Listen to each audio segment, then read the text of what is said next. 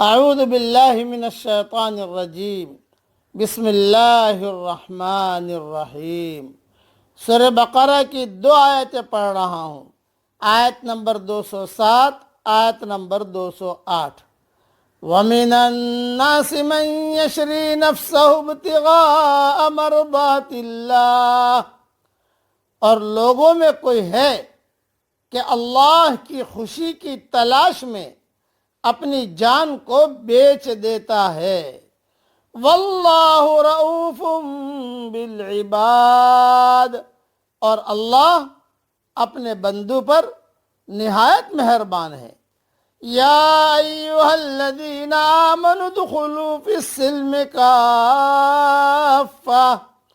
اے ایمان والو اسلام میں پورے داخل ہو جاؤ۔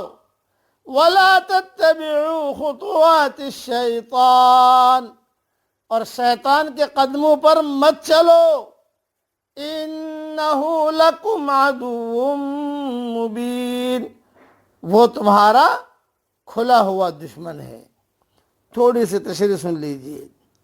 یہ جو پہلی آیت میں نے پڑھی، آیت نمبر 207، یہ آیت کہتے ہیں حضرت صہیب رومی رضی اللہ تعالیٰ عنہ کے بارے میں نازل ہوئی ہے کہ جب وہ ہجرت کرنے لگے تو بے ایمانوں نے کہا کہ یہ مال سب یہاں کا کمایا ہوا ہے، اسے ہم ساتھ نہیں لے جانے دیں گے۔ بلکہ ایک بعض روایتوں میں یہ ہے کہ حضور صلی اللہ علیہ وسلم کے ساتھ یہ بھی ہجرت کے ارادے سے نکلنے والے تھے اور حضور سے درخواست کی تھی کہ میں بھی آپ کے ساتھ چلوں۔ آپ نے فرمایا میں اور ابو بکر جا رہے ہیں، تم ہمارے ساتھ ابھی مت چلو، فلاں جگہ راستے میں آ کر ہم سے ملاقات کر لینا۔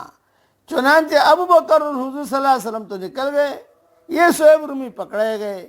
تو مشرکین مکہ نے ان سے کہا جتنا مال ہے ہمیں دے دو۔ چنانچہ صہیب رومی نے کہا مکہ مکرمہ میں فلاں عورت کے پاس میرا سارا مال رکھا ہوا ہے، تم جا کے لے لو اور مجھے چھوڑ دو۔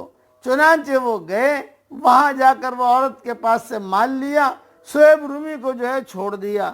یہ مدینہ منورہ پہنچے۔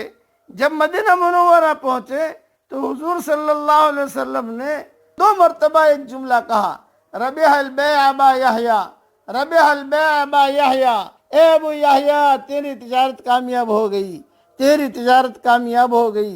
حضرت صہیب رومی نے یہ سارا مال بے ایمانوں کے حوالے کر دیا اور دین ساتھ لے کر حضرت محمد صلی اللہ علیہ وسلم کی خدمت میں حاضر ہو گئے۔ آپ صلی اللہ علیہ وسلم نے سن کر فرمایا صہیب نے نفع بخش تجارت کی ہے، اور 2 مرتبہ فرمایا۔ یہ فتح القدیر میں بھی ہے اور یہ حیات الصحابہ میں بھی ہے۔ اور دوسری آیت ہے اے ایمان والو اسلام میں داخل ہو جاؤ، اس کا مطلب ہے اہل ایمان کو کہا جا رہا ہے کہ اسلام میں پورے کے پورے داخل ہو جاؤ۔ اس طرح نہ کرو کہ جو باتیں تمہاری مصلحتوں اور خواہشات کے مطابق ہوں ان پر تو تم عمل کر لو اور دوسرے حکموں کو نظر انداز کرو۔ اسی طرح جو دین تم چھوڑ آئے ہو اور اس کی باتیں اسلام میں شامل کرنے کی کوشش مت کرو، بلکہ صرف اسلام کو مکمل طور پر اپناؤ۔ اس سے دین میں بدعات کی بھی نفی کر دی گئی ہے۔ اس لیے اللہ تعالیٰ سے دعا کرو کہ اللہ تعالیٰ ہمیں کامل ایمان دے۔ دعا مانگو میرے ساتھ، اے اللہ ہمیں ایسا ایمان دے کہ اس کے بعد کفر نہ ہو، اور ایسی ہدایت دے کہ اس کے بعد گمراہی نہ ہو، اور ایسی ترقی دے کہ اس کے بعد تنزلی نہ ہو، اور ایسا تیرا قرب دے کہ کبھی بھی تجھ سے دوری نہ ہو۔